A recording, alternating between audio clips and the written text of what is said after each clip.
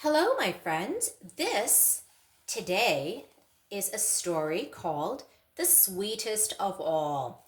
This is from a collection of books called Grandpa Tales, and they are kind of like Panchatantra, but they're kind of like an extended Panchatantra, and they are like an illustrated storybook.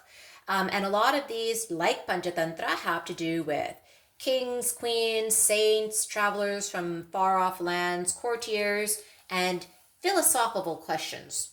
Philosophical. Philosophical questions. The sweetest of all. That means there's concepts that we need to teach children, and we're not really sure how to teach them because these concepts are very difficult. So we have stories to show what we mean.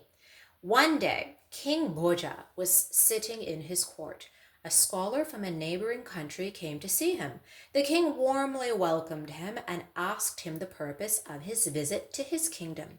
The scholar says, "Your Majesty, I have a question to ask. I have traveled all over the country and have been to the courts of many kings, but I have failed to get a satisfactory reply to my question.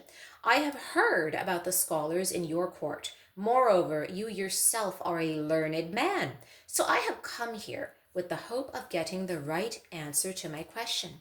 King Bhoja said, "Sir, please go ahead and ask the question. The pundits in my court will try their best to give you the correct reply." The scholar said, "My question is, what is the sweetest thing on the earth?"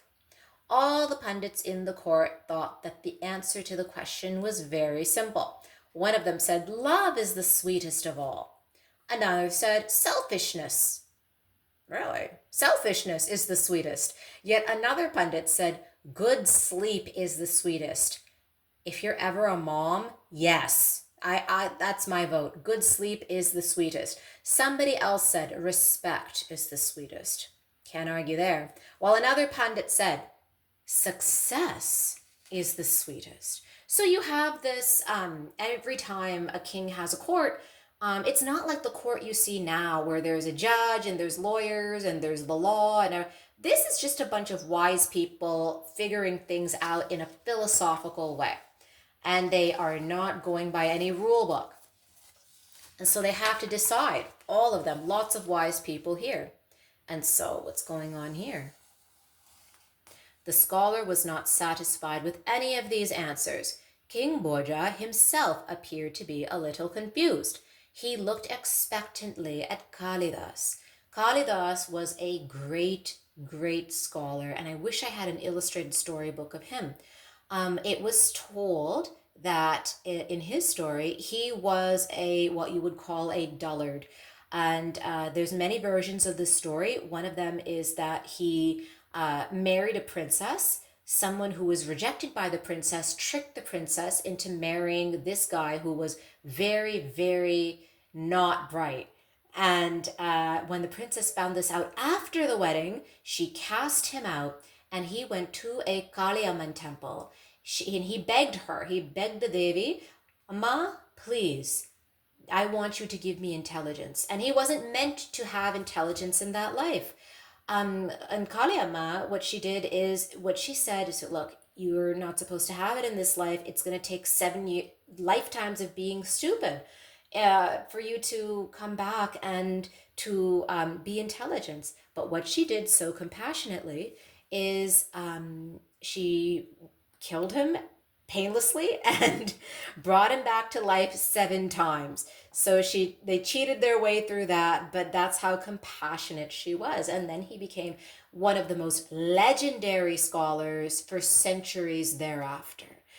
Some stories say that the princess was not terrible and cast him out. She took him to the Kaliamman temple because she was so intelligent she knew no one but the mother could help him. So back to the story. After we got sidetracked on who Kalidas is, he looked expectantly at Kalidas. Kalidas at once understood that he had to answer the question. Kalidas said, "Your Majesty, need is the sweetest of all."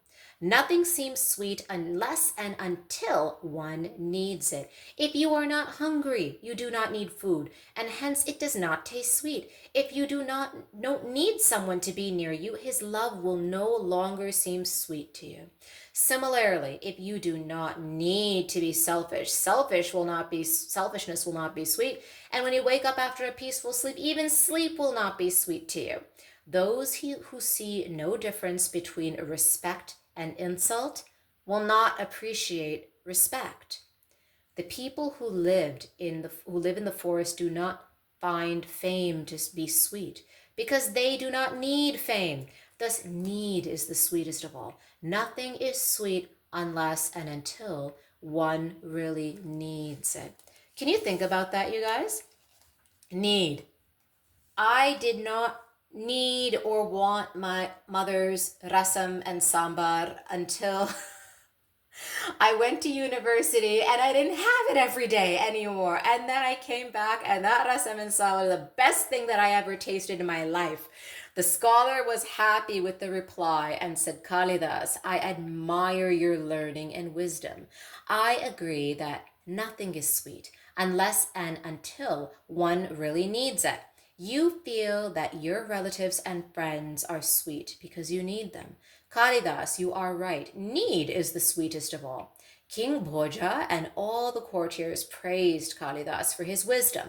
They were proud of Kalidas. King Bhoja gave a handsome reward to him.